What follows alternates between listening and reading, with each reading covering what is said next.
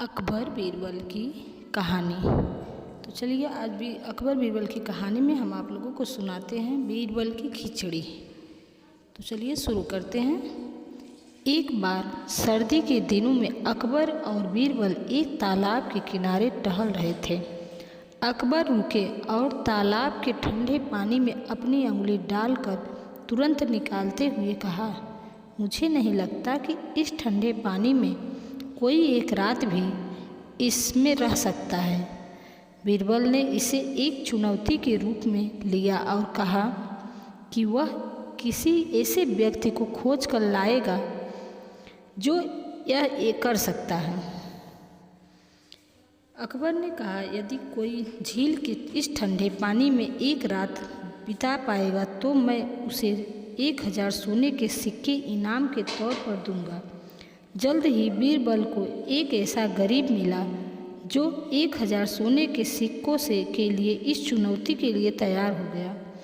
वह गरीब आदमी पूरी रात उस ठंडे पानी में खड़ा रहा और 2 शाही रक्षकों ने वहाँ पहरा दिया। सुबह इनाम के लिए उस आदमी को दरबार ले जाया गया। राजा ने उस आदमी से पूछा कि वो इस बर्फीले पानी में रात भर कैसे खड़ा रहा। तो उसने जवाब दिया, महाराज, मैंने कुछ दूर पर एक दीपक रख दिया था और पूरी रात उसे देखता रहा। यह जानते पर बादशाह ने कहा, यह आदमी इस इनाम की योग्य नहीं है, क्योंकि वह जलते हुए दिए से गर्माहट ले रहा था। वह आदमी निराश हो गया और बीरबल के पास मदद के लिए पहुंचा। बीरबल अगले दिन दरबार में नहीं गए। अकबर इसका कारण जानने के लिए बीरबल के पास पहुँचे।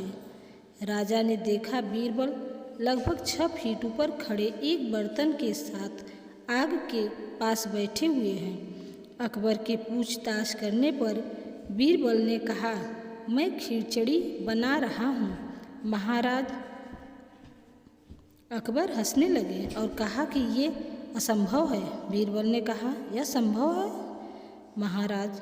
यदि कोई आदमी दूर में रखे जलते हुए दीपक को देखकर गर्म रह सकता है तो मैं भी इस खिचड़ी को उसी तरह से पका सकता हूँ। अकबर को बीरबल की बात समझ आ गई और फिर उन्होंने उस गरीब आदमी को चुनौती पूरी करने के लिए पुरस्कृत किया। इस कहानी से हमें यह सीख मिलती है कि एक उम्मीद की किरण भी लोगों को कड़ी मेहनत करने के लिए प्रेरित कर सकती है। धन्यवाद।